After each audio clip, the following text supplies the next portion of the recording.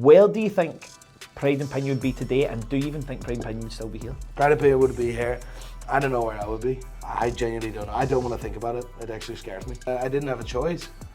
But now looking back, I'm glad it did, because I would have been average. Mate, you were moving like a fucking staffy on steroids, mate. Like, I couldn't believe it, the pace you were going at. I see, for a tall, skinny cunt, I can't run worth a fuck, right? I'm as slow as a week in the jail. I have no switch off button, but you know what? I always say this, I'll die doing this. I'll collapse, whatever it is. The discipline an athlete needs is a discipline that an entrepreneur needs. Let me tell you one thing, right? For me, first of all, it is about legacy. I'm working on a deal with one of the biggest footballers on the planet, right? Last year I ended up in hospital. So welcome here, not to my office in Glasgow, but to the beautiful new Pride and Pinion facility, to the coldest video recording room I have ever been in my entire life. As you can see, right now, I don't know if you can see, Nico's tactically you're wearing a black polo shirt. My nipples are poking through quite It actually, nice. in a weird way, turns me on, you know. Does it? Yeah. That means I've put on too much weight if this guy's looking at me and thinking I'm looking a bit sexy, you know. So we did actually record this at the Financial Freedom Summit. Yeah, it was fantastic. And now we're going to try and remember everything we said and re-record it, because we lost some of the files.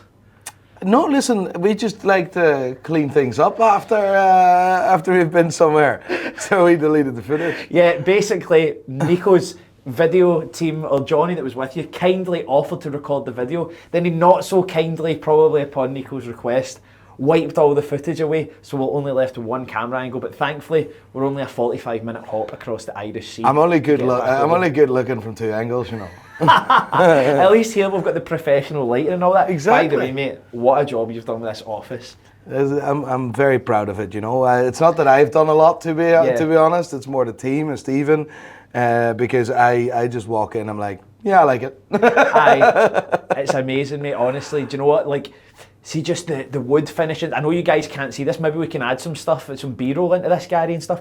But honestly, it's one of the nicest facilities I've been in a long time, mate. I appreciate that. For us, there's a standard. We sell watches worth a clean fortune, and we need to be able to offer our clients a similar service that translates into a nice office, a nice environment, the team that is happy.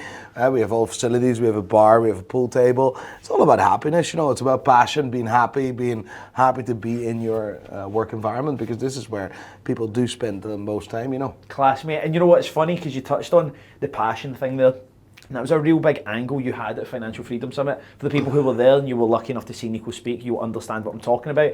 But you had a real emphasis on passion, right? And I'm cautious to not make this a typical kind of podcast where people say, what's your favourite watch and what's this and that, like, because that just, to me, is not as entertaining as you can be, right? So can you do that again? That was pretty, I must say, pretty entertaining. Well, you want me to do another impression of that? Right, okay. What's your favourite type of watch? Like, people like that. It's not my thing, right? Because obviously I have a great interest in watches. You have a encyclopedic knowledge beyond the spectrum of normal human beings that allows you to just remember all this shit. But not just watches, by the way, also Pornhub. I know every actress, you know, I do. Like, it's just being obsessed with things, you know. Yeah, exactly. Top 10 But it's because I'm passionate about it. If you love something, it's easier. So, exactly. Obviously, you've been able to create a business around something you absolutely love. And that's something that me and you actually don't have in common. For the start of my journey, I wasn't mad about being in the property game when I first started my property business. It was a means to an end for me, and now being able to coach people is what I really love doing. What made you passionate about watches?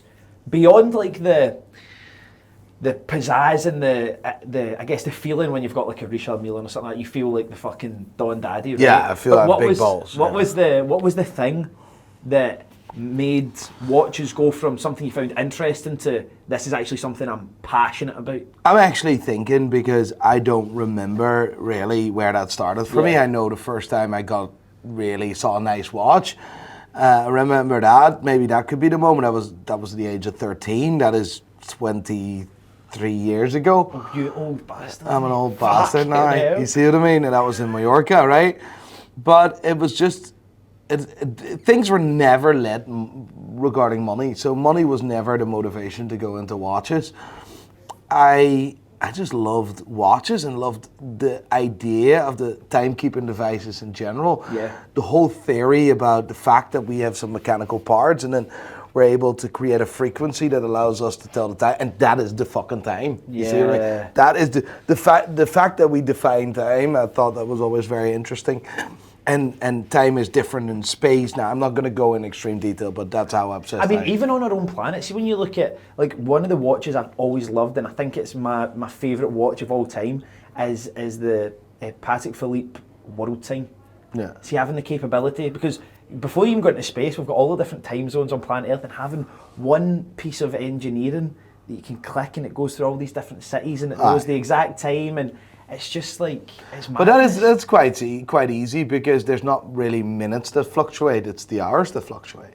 So I couldn't build one. I don't know, it might be easy for you, but not for me. No, I can't build that, but I can fix it nowadays. Back in the day I couldn't. But that's where it started for me, right? So it was watches, and it was never about expensive watches because I didn't really think in money at the time. And it was just taking them apart, being able to take it apart and put it back together, which was just more of a struggle, to be honest. But that's where it started for me. And just the fact that we can tell time, we track speed or distance, we can measure that while using a watch, is just mind-blowing. Do you think, on that topic, right, I had a couple of questions in my head that I wanted to ask, but now that we start talking, I just lose track of that and ask stuff that I find interesting, right? Do you think being so conscious of time in terms of with the watches has made you more conscious of time, the construct? Because you're one of the busiest people I've ever met. When I've been in your company before, whether it be just now at the Financial Freedom Summit or any time we've been on FaceTime and all that, like, you get more phone calls, more FaceTimes than anyone I've ever met, right? So you have a lot of things that you need to manage. Yeah. Do you think that your industry being selling time has made you more conscious of how you manage your own? Not really, to be honest. Like, the thing is, for me, and I just realized that when I was downstairs, I was like, oh shit, it's nearly 4 o'clock. And I was in the office by, I think, 8:15. And I'm just like, oh wait, I haven't got up to much, to be honest. You see what I mean? So for me, not really, because my days are crazy. Like, meeting back to back meetings. It's really intense. I love it, because it's about my favorite subjects. There's also things I do not love in that, but like, we have several companies now within our umbrella, and we're building 2 more, one of which is going to be live in the next couple of weeks. Are you able to give any information? It's basically going to shake the watch world wow. Like, it's going to be crazy, right? Wow. So I'll not dive deep. No, but it's going to be amazing, right? And it's not that I'm more conscious about it. No, it is the fact that my days are longer because I just want to spend as much time as possible with the people, and like with people, with staff, with yourself, with clients, and that always goes quite wrong and always longer than expected or planned. I would say in the short time that we've known each other, I would say that you're an excellent person of service, right? Yeah. You're always, on a personal basis, before you take pride and opinion into consideration, which I'm sure you do in your business culture as well, but you're always offering yourself to be, even though you're super busy, right? Do you ever find that your own attitude towards being kind and giving people time, do you ever find it makes other areas of your life harder? Yes, most definitely. And do you think that's a worthwhile exchange? I think that the fact that people want to buy from us, from one of my companies, or from Pride and Opinion, I mean, that I need to show gratitude for that, right? And that is, like, people buy from us, and the fact that they want to spend their hard-earned money with my business means that I need to show gratitude, right? Yeah. And that's for me very, very important. And the fact that it's a big trust thing as well, You're not dealing with £100 pair of trainers, you know what I mean? It's some big purchases. So, and people worked hard for that for many, many years, some of which, but like, it is what I feel like people owe, I owe people that. Yeah. And that doesn't make it easy, and I'm not very time efficient in any way, shape or form, and that does mean that it has a big impact on my personal life, and on my family life. Like, I mean, I have a 9-month-old baby, and I've missed 75% of his life already. I mean, the older he gets, the less that will... Mate, this is what I always say about that, right? Because my dad worked around the north of England a lot when I was really small, but I don't remember him, like, at that time anyway. So your child is not going to grow up and be like, I remember when I was 9 months old and you were travelling the world making money, making all these videos, and ultimately setting your children up for life. That is the not key. going to turn around and be pissed off at that because they won't remember. So it's the best time, I think, to go and do that stuff. Exactly, and there's an opportunity for us in a different country, which may mean that I will be more in that country than I am at home. That's got to be hard as well. Like, these are sacrifices we make to for me, first of all, it is about legacy, right? Transactional profit is, so I always say you have two types of businesses. One that makes transactional profit, which at the end of the day, it can give you a pension or whatever if you saved up, or a business that you grow where you don't look at transactional profit, but you look at brand equity, right? And brand equity is for me important. Pride and Pinion as a brand, as a retailer, that's what I want to see, and that's where we want to put our money in. And my legacy is hopefully that one day when I am not here anymore, the business is still here. So that is my ambition. So I guess it's generational wealth, isn't it? That's what loads of people use. It's like being able to have something that lasts longer than yourself and provide for the people that you care about. But that is a real business. Yeah. You see, that is a real business, a business that can survive its owner, and that is what I want to create. And I want to make my impact on my industry. And I know I've made a lot of noise in the last two and a half years.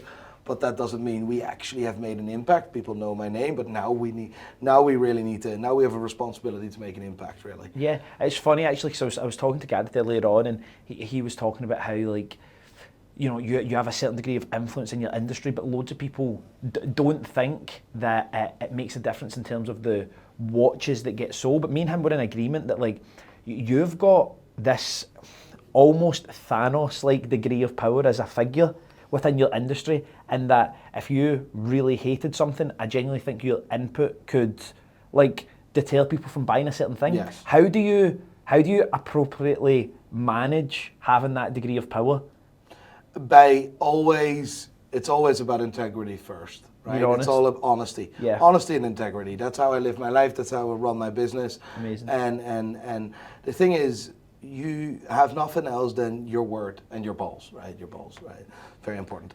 I don't have any, but whatever. No, like, for me, it's really important. It's all about honesty and integrity, right? Yeah. And I genuinely don't believe certain brands will survive the next coming years, and I will not shy away from that.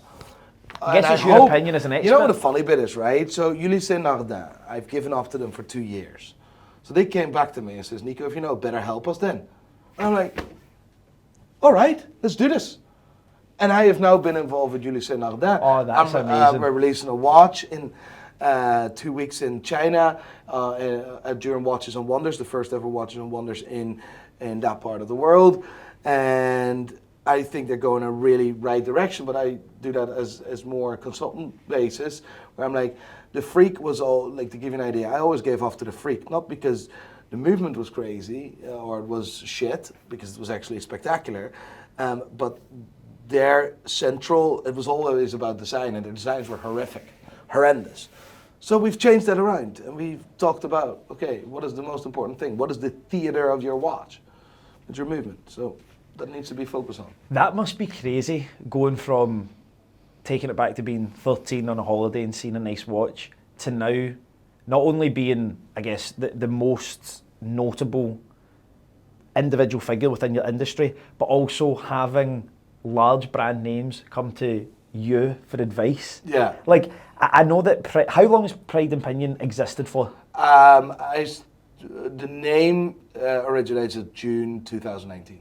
Right. So, and did you trade as something else before? Did you have like WatchNI.co.uk. WatchNI.co.uk. Watch Northern Ireland. Very a great Marketing. brand name there. Whoa! Fantastic. So that's fucking hilarious, mate. So that's really, it's a period of under 5 years, right? And we'll get into, I guess, that's this story in a second, because I really like the fact that your decision to go on YouTube was very much a backs against the wall, I don't know what else I can do here kind of story, right?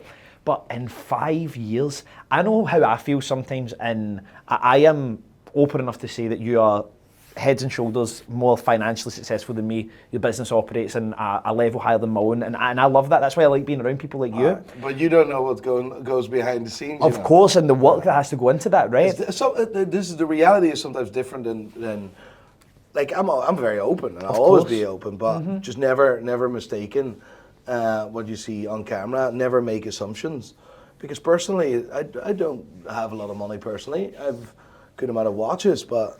And an 812 GTS and a G-Wagon and a nice house, and a British Richard meal on your wrist. Yeah, that's not mine. Whatever. Right? You see what I mean? Who says that the cars are mine? To be fair, they're owned by the bank. But yeah, I'm the exact same. It's funny that people always PCP for life. Yeah, I'm the exact same. So, like, I always look at myself and think I probably started my first business not too dissimilarly at the same time as you. And I sit sometimes and go, whoa, the past couple of years have been fucking mental, right? And I have a very small audience in comparison to yours, and I know what that's like with inbound messages and all that, right? How do you still continue to function, right? Because I know what it's like for me. Sometimes I'm like, holy fuck, this is mad. The past couple of years have been crazy. Then for you, it's just on this exponentially larger level. Do you have to take time to sit back and kind of go, this is my fucking life, or have you just adapted This is my life. It is what it is, and I'm very grateful that this is my life. Yeah, you know, man. because the fact that people watch my videos or get inspired or maybe hate it, right? Like, I wouldn't be here without that audience. So I need to show a form of gratitude towards that. But it doesn't mean that I'm not struggling, right? Because mentally, I had a crash about 7 months ago. I'm now back. Like, I work north over 100 hours a week easily. Like yesterday, 16, 17 hours, right? And that's one day. I can, by the way, being in your office from fucking, 10:30 this morning until now it's about 4 o'clock or so. I've seen how busy you've been, you know, it's like, fucking I'll not nuts. be home before 11 tonight, right? So it is what it is, right? These are the consequences of the choices that I've made, but these are very fortunate results. I'm very fortunate of that because that's what I dreamed of when I started the business, right? And so I'm very fucking grateful for that. But the key here is to understand that mental health doesn't mean that doesn't exist, you know? Yeah. And I've had a crash, fair enough. And people are very protective. Laura, my assistant, my missus, everyone is very protective to make sure that I don't go into that again. Yeah. Right? But it's because I can't take a break. It's simple as, right? I cannot take a break because I get mad panic attacks. Oh shit. I sweat, like, this is brutal. So in January, traditionally we would be in Dubai. The first week I will have panic attack after panic. I will You're thinking you're missing something at home. Last and all year I that? ended up in hospital. Oh fuck. You see what I mean? It's like I can't man. rest. My mind doesn't stop, right? And therefore you get all sorts of anxiety and your mind does crazy shit. And it is what it is, right? But the second week I'm relatively, I start to adapt. Third week I'm relatively calm. But then shit hits the fan, then I'm like, oh fuck, full energy, go again. You know, it's mad that you say that because we had an event last week and one of the people who actually met yourself at the Financial Freedom Summit's partner was there, a woman called Louise Westra, and she does like a lot of like in-depth personal health overviews, like down to like your gut health and all these different things. And someone actually asked this question, was saying, look, I can't turn off. Like, why is it like that? And it was almost like, it was all entrepreneurs in the room and everyone kind of perked up because I think they all felt the same. And you know, this is just an interesting fact that I would have never known. Entrepreneurs produce like multiple hundreds of % more adrenaline than the average person, which means we don't produce this thing called GABA, which is the chemical that allows us to switch our heads off. So that fucking constant noise, that, like, it all comes from your chemical makeup as an entrepreneur, which is it's fucking mental to think about because I've never been at that stage and I'm super grateful for that, and I'm not managing a kid and a team as big as this and all the travel and blah blah blah. But like, just sometimes when you're at night and you're thinking, did I message that person, did I reply to that person? Imagine that for the normal entrepreneur, but times it by like 1,000 for yourself. Like it is crazy. But you know what the thing is, right? First of all, it's hard for my direct environment. It's hard for my missus to live with me because I'm not an easy person. Because of that, like, and I'm constantly on the ball with it. I want things to be perfect, and I overdo that sometimes. So for her, it's quite difficult. But for me, like, I've no switch off button. But you know what, right? I always say this. I'll die doing this. I'll collapse, whatever it is. Whenever my time is, it's my time. But this is what I do, this is what I want, this is all I've ever wanted. Yeah. And I've had times in my life where I had nothing for me. I have a good amount for me now. And if I created it or if I was very lucky, it's not relevant. I have it now and I'll never let that go again. That's a good point you made there. And I think that is the most important thing, right? And you can overdo it. And the challenges mentally are from a different planet. Yeah. Right? But we all face the same challenge. It depends on you how you deal with it. And I've had some dark moments, but it is what it is. You fucking deal with it. But now I'm prepared for it. See, if you were to find yourself in a position like that, because I'm sure there's so many, especially young men, watching this just now thinking, you know, I know that Nico's speaking to me right now, I know exactly what he's saying. When you find yourself in those situations, or going forward, if you were to find yourself like that, what is your number one thing to do to try and get yourself back on track? I think ever since my son was born, that changed because I still haven't figured it out before. But when he was born, I just wanted to be around him. I think that gave me a lot of peace, to be honest. And being a father, and you know what it is, right? We're addicted to our phones. Oh, right? It's ridiculous. My screen time's a joke. I'm trying to get off my phone. Like, I just trying to get off it. But to give you an idea, I would love to see my screen time at the moment because that will be a joke probably. Screen time. Daily average 6 hours. It's not too bad. That's all right, actually. No, sorry. But do you know what I like here though?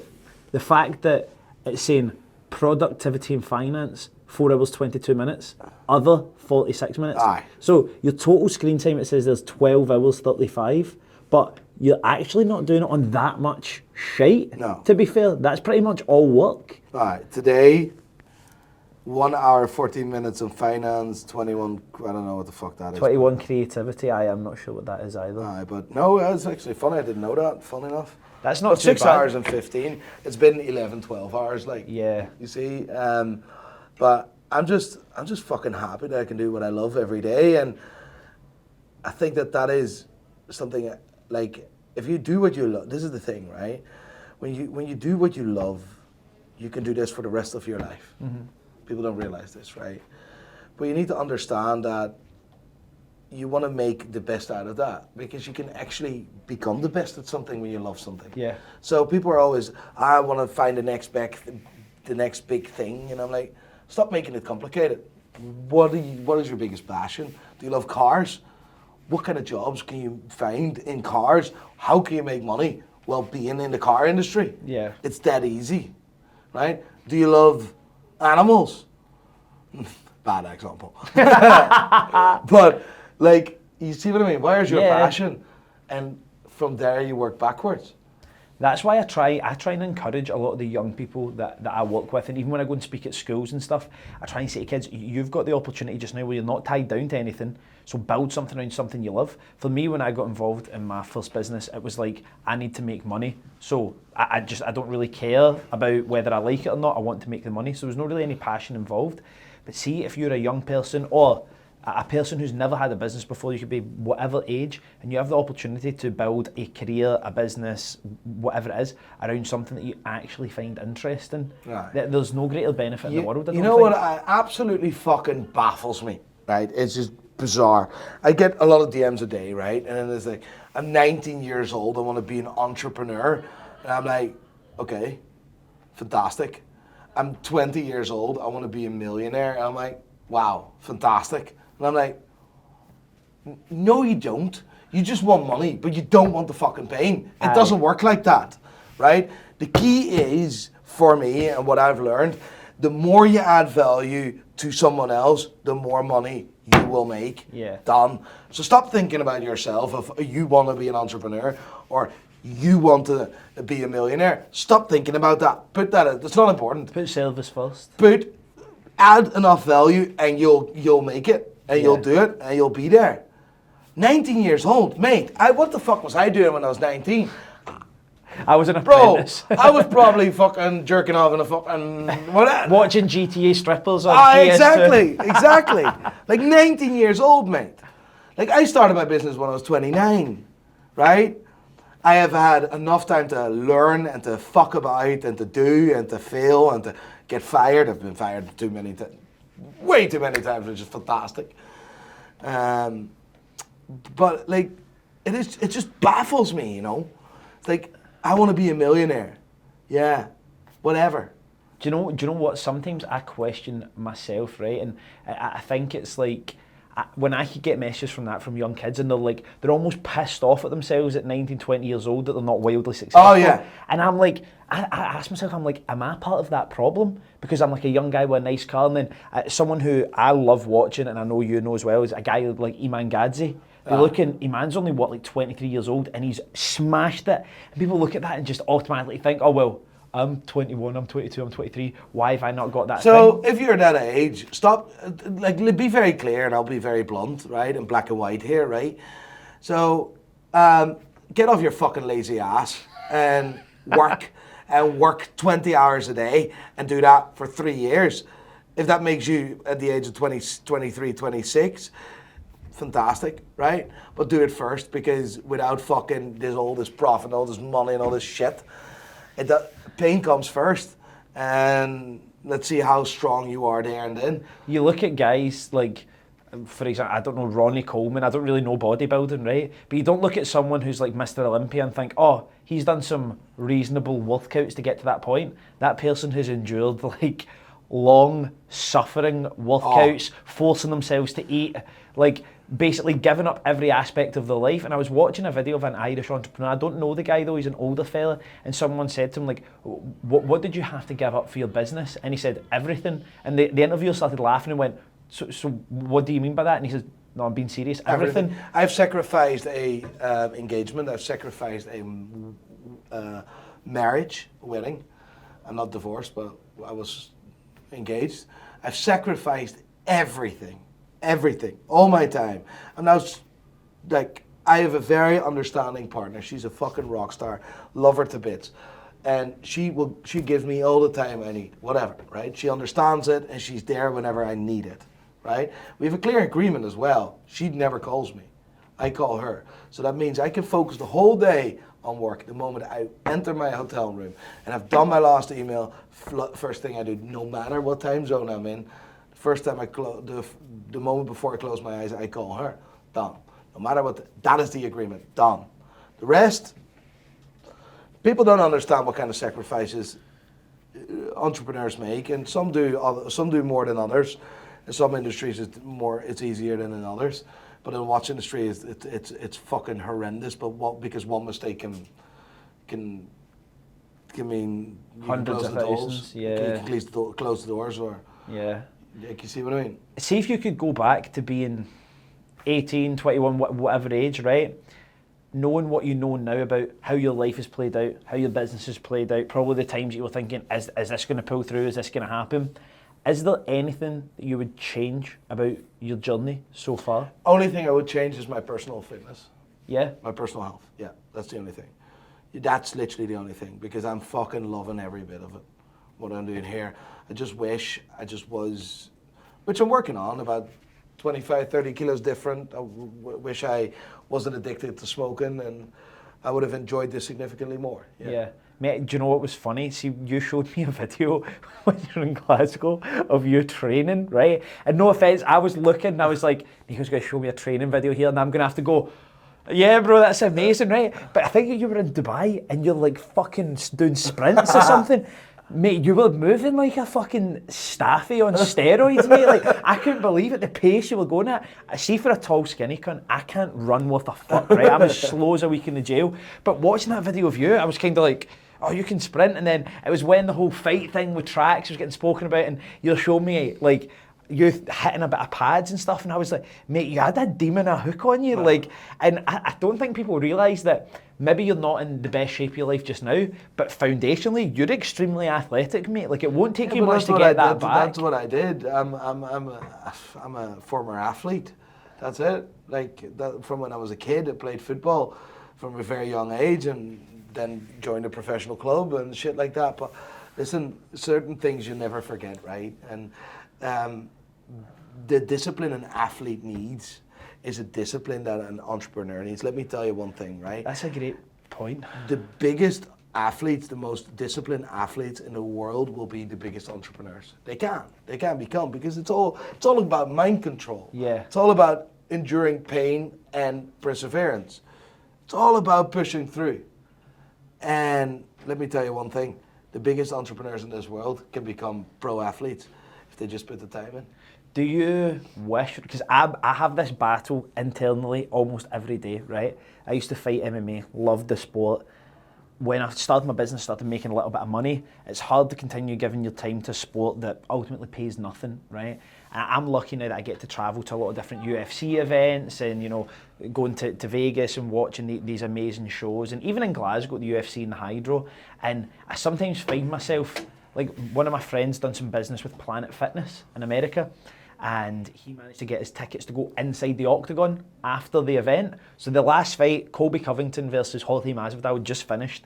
It's about a year ago, and we got to go inside the cage, and I was fucking like 7 fucking Bud Light cherry seltzers deep, so I was frazzled at this point. My polo shirt was like one button up, and I was fucked, mate, right? And had a man bag on that was just wrapped around my neck, and I'm trying to take photos in the octagon.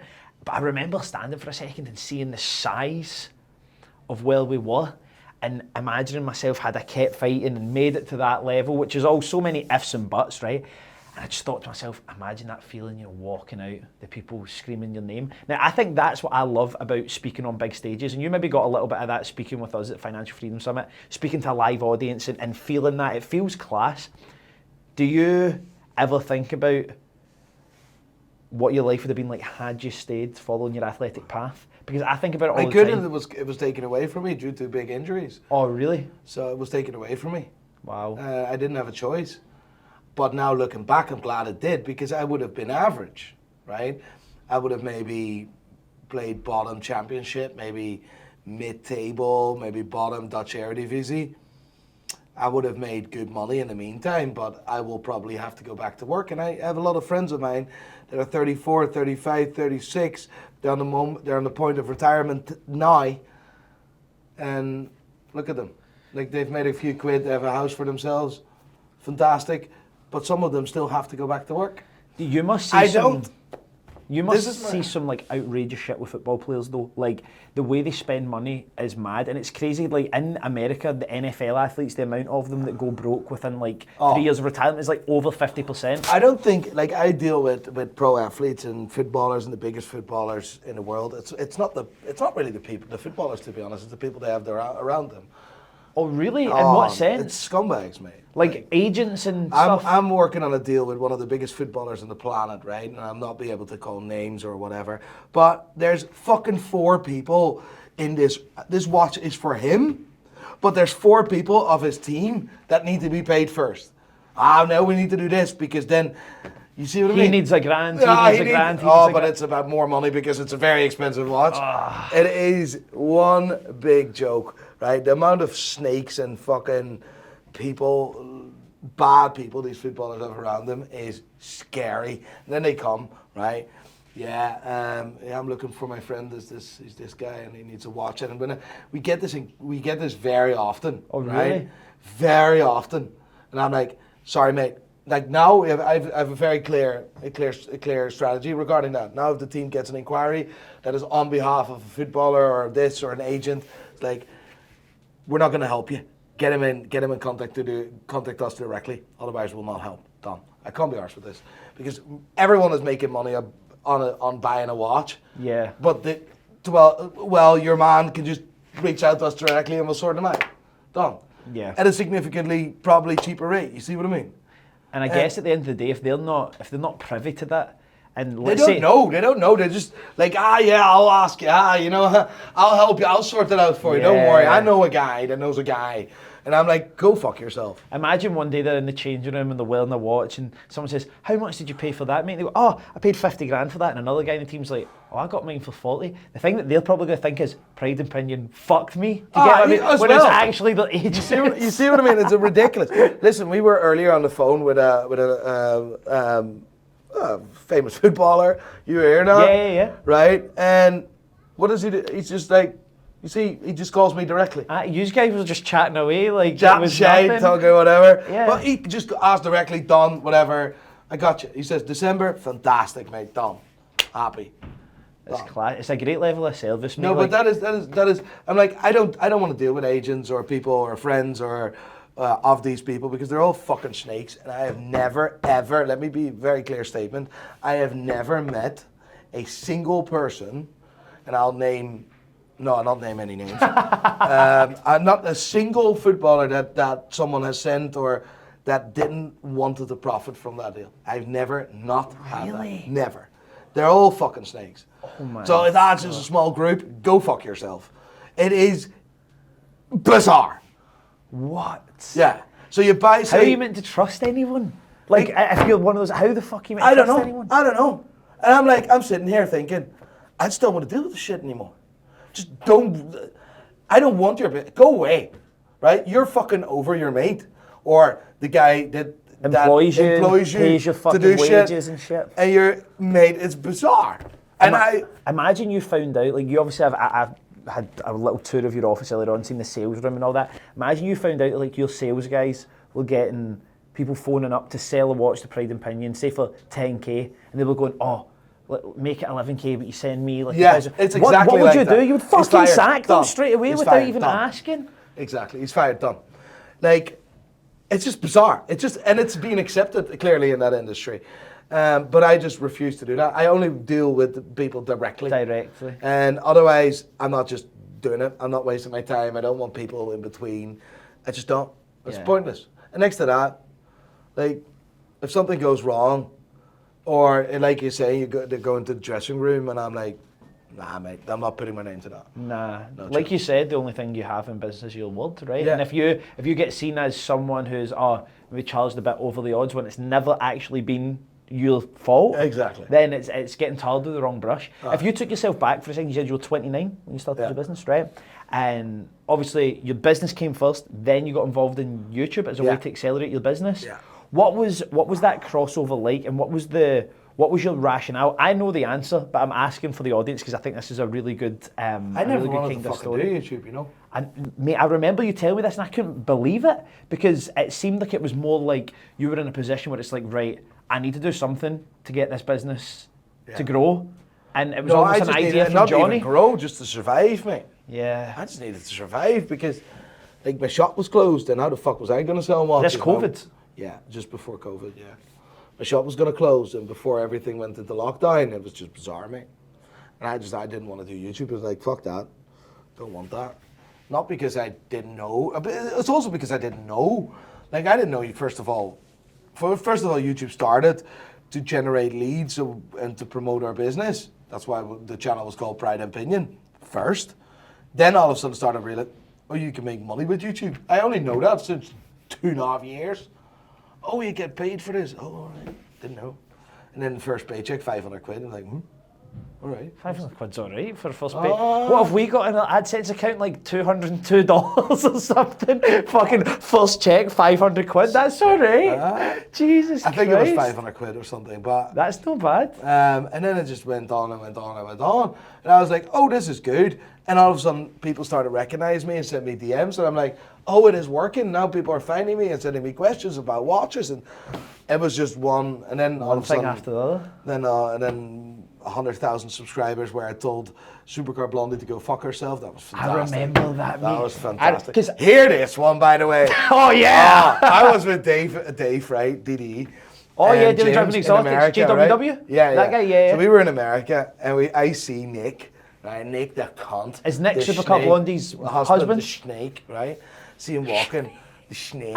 See him walking with Alex, right? Alex was always alright, right? With the snake, right? And they were walking, right? They're walking this way, and we had white suits on, and we were laughing, and we saw them, and they're trying to make a move, and we just blanked him and just walked on. That's so awkward. Oh, mate. And we just laughing. And Dave said, did you see what I saw? And I'm like, yeah. This is brilliant! Mate, do you know what's so funny, right? That is, because I've followed you for fucking years, right? And that's why I really wanted you, even though you're not known on like the speaker circuit, that's why I wanted you at that event so much. And I think that video and that story that you're talking about is like one of the truest demonstrations of your own authenticity. Because so many people will be around someone who has influence or money or blah, blah, blah, blah, blah, and will see them treating people wrong and just stay silent. Whereas you've seen that, and by the way, you could have probably made some really good money off Supercar Blondie. It could have been a real lucrative opportunity for you, but you took your own like ethics into consideration and were just like, you know what, fuck you, which I think is class, mate. Like that's quality. So many people bend over back for them. What we do, right? That was. Have you ever heard the voice note? No. No. I'll let you hear that in the after. It's funny. What? So you actually? This is an amazing opportunity, and I'm like, can't believe you're letting this down. I'm like, what? This is so fucking awful. I can't be arsed with your opportunity, right?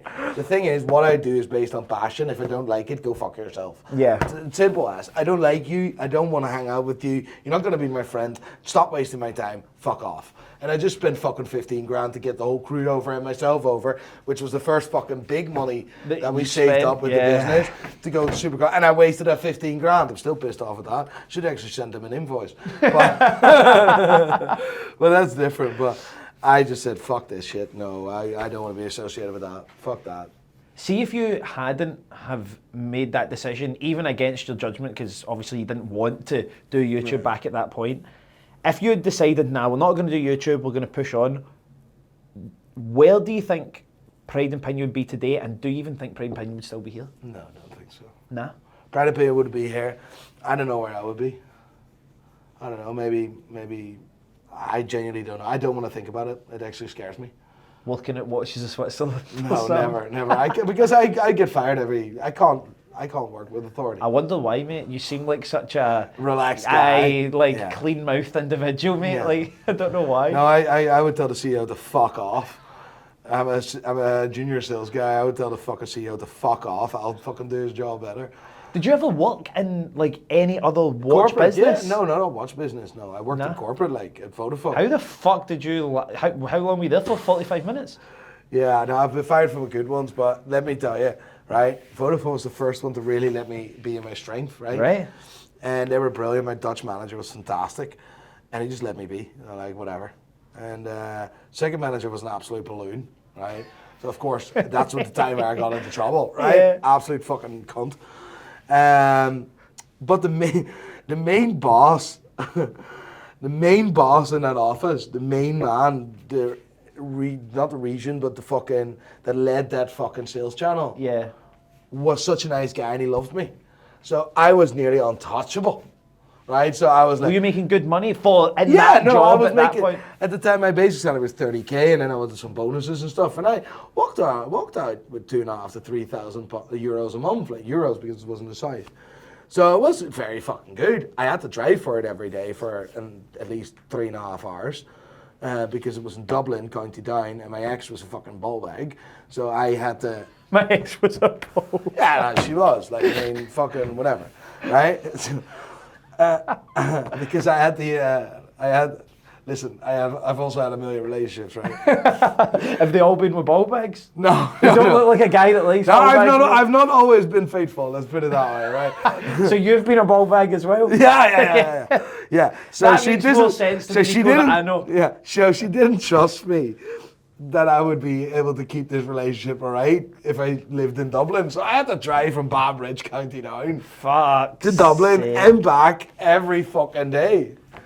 Yeah, thanks for that. That's fucking nah, mate, that done me off. What ended up making you lose that job, or did you choose to leave? I choose to leave and started my business. That's There when you and then, started yeah. this? And that's on the way back home. On the way back home, when I quit my business, I didn't have a plan. That's when I went to the bank, AIB, represent, gave me a loan of €20,000. That's how I started my business. Class. And do you still have a banking relationship with them now? Let me see. The app is a bit weird, but I still have that loan, you know. But it's not much. You still have the loan? No, it's not much. It's like 500 quid or something, and everything. So I upped it with another 20, like at a later stage, right? It's actually on my other phone. I'll show you that in a bit. It's funny. AIB Bank. Yeah, I know the code, so that's good. Oh, actually logging in here is fucking hilarious. AIB. I don't even. Who is that? Who Allied is Irish Banks. Oh, right. That's why I don't have a clue who they are, because Exactly. I'm with Royal Bank of Scotland. The Royal Bank of Shiteness. Royal Bank of Scotland is basically just Ulster Bank, I think. They Yeah, have the same logo and stuff. It is very old-fashioned banking system. No offense. How the hell did you manage to download an app and log in that fast? Because is that we're where we are with technology We're now? very, very, very, very efficient. Sent SMS. Watch this. Oh, mate. Update. So guys, if you're wanting Nico's banking details, I've just watched them all. I've got photographic memory like the guy from Suits. So just give me a call. I'll get you in. £47.93. Yeah, no, there's even less in here. It's minus me. 1 second. View accounts. There is £145 on this loan. Bro, He's not joking. He's bro. being serious. Payment logs. Can we go back to like history? That is amazing. Can we go back to absolute fucking history? €145. That is the original loan of Fried and Pinion. Mate, that is fucking amazing. Oh yeah, to but see I'm that. minus €1,900 here. Available funds still 900. No, minus €900. Oh shit! I need to put some money in there. That's fucking right. Oh, I have €100. Oh, and 28 cents there. Yeah, see. Fucking yes. But this is the original loan. No way, that I mate. took out. Yeah. That is fucking amazing. That's the original loan. I'm trying to figure out. It said go back a sec. It said payment history or something, payment logs. Yeah, that's what I clicked. And Oh, then, right. But it only goes back a few months. But there should be a possibility here. Mate, that's insane. Statements maybe Statements. on that account. Loan 254. Loan. And then I know his account's better than him now. 2017 September. That's when I started my business. God. Opening balance €20,000. I swear. Mate, what? Look at that. That is madness. That is fucking nuts. When was the last time you looked over this? Never. This is the first time I actually seen it. What did you feel like when you applied for that loan? Were you shitting yourself when it landed? I was like, fuck it. If it goes ape shit, I'll move country. For 20 grand. Fuck it. I'm not scared. I'm like, fuck it. Mate, that is class. So here in January 2018, I upped it to 40. See that? Yeah. So debit 27,000, upped to 40. And now you've got 145 euros left. Smashed it, mate. That's class. How mad is that? Mate, This is the first time I actually have seen that. mate. That's giving me a wee buzz seeing that, mate. Like it's so cool seeing that journey over like such a short 2017 that said. Yeah. So that's 6 years, mate. September 2017, I quit my job. Wow. So think about where you were then. Fast forward 6 years. Here you are now. What does the next 6 years look like? You're going to up the loan another couple of times? No. I may do, you know. But I'm like, when was my last Vodafone salary actually? I would love to know. That'll be in your transactions. If you don't use this account often, that'll be there for I sure. don't even have a bank card for this. How are you meant to spend your 28 cents? I don't know. I need to put some money in this because €1,900 minus. Someone is sitting at AIB just now going, Nico Leonard's a faker, like he's Yeah, bumped exactly. us for 1,900 quid. Go fuck yourself. 1 second. Statements of current account, and then should we just see? Oh, back to must be What's June 2017? Let's see what that is. OnlyFans. OnlyFans. Grinder. Great. Fucking love it. Oh, I've done some fucking crazier shit, you know, to make a few quid. Oh, mate. I'm actually embarrassed about this, right? I'm actually. Oh, really? Yeah.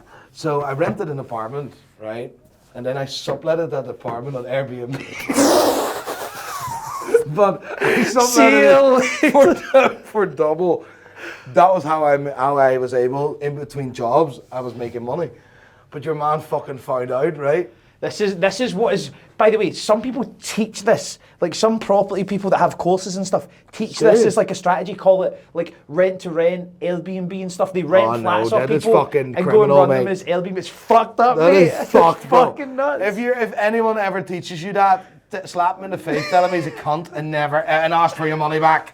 So you were making double the rent? Yes, because and the funniest of it all. A big shout out to my oldest Belfast friend, Andrew Thompson. Shout out Tommy shout boy. Shout out Andrew. Aye. I can call him for the crack, like, it's funny as fuck.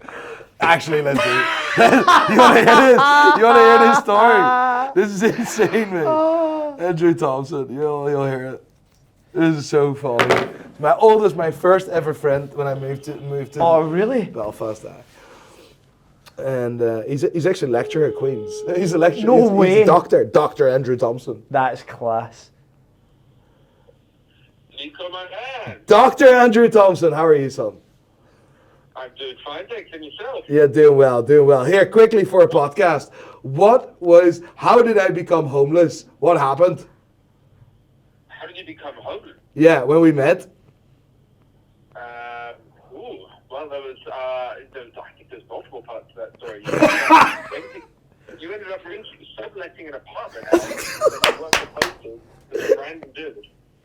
And then I think you got fired from a job. Yes! And then that's why you ended up staying at my house. Yes, exactly. So I stayed at his house.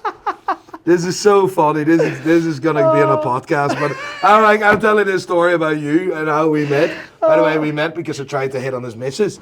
Then there is tried, of course. Yeah, I tried. I failed, but I tried. Whatever. Oh man. Here, Andrew, I'll give you a call back after. Cool, man. There, see you in a bit. Bye. Oh, mate. The mad shit we done when we were young, you know. That is class. Just make a living. Mate, I love that. Do you know what it reminds me of back when I was a kid? You remember Dusties? Like dust caps on car wheels? We used to steal them and sell them to people, like steal the dust caps. Like if people had cool ones that were like bullets or like dice and shit like that, we would steal them and sell them door to door for like £1. That was my only ever hustle. No. And I was never a hustler when I was younger. I was from when certified I was a kid, hustler. Mate, what you see here is built from the ground up. That's amazing, mate. I love that. What you see here is properly built from the ground up, mate. That's class. The mad shit that I was up to, right? And all I wanted is not go back to the Netherlands. And I'm like, I'm gonna make it. I'm gonna find a way. I'm gonna do this and that, and then. Do you ever go back now? No, to see family. I was there last weekend, but I just didn't want to move back. I was not gonna show my father. I was like, I told you after 3 months he's back. Oh fuck. Yeah, that's 13 years in, I'm still here. So that's class. So to wrap up, just before we go, I believe there was a bag handed to you. Yes. When you came in. So yes. Gary, take your earphones off and come and join us for a second. There you go, you shite hawk. This is a gift for you, my man, from Mr. Vanderhorst. There you go. Let's see, unboxing. Fucking right, because you're not wearing a watch. No, this is why I need it. He's wearing a watch, but he's constantly trying to cover it up. I know, mate. It's because it's from Alibaba. Number we've got here, so. Let's see, Gary boy. Your first Casio. Oh yeah. Look at that! Yes! God tier, I believe. God tier, motherfucker! Good stuff. Do you take Amex? Go fuck yourself, that's yours, you can have it. You sure? No, 100% that's a gift. That's a gift to you. For waiting for hours for me. Yeah, let me get this shit out of the way. And Nico gave me this Rolex, guy, so just DM him. He's giving away 23 Rolexes. Just send the code Richard Dixon. Yeah, Dick. Yeah. Son. Mate, thank you very much for having me at the office. Thank you for coming. I really appreciate it. I felt, anytime we've been together, I felt very welcome. Yeah. I feel like we've got on quite well. I never need to go back. back over the Irish Sea. Everyone, this has been me, Richard Dixon, with the #1 man in watches, and generally, as we would say in Scotland, a very good cunt, Mr. Nico Leonard. Thank you.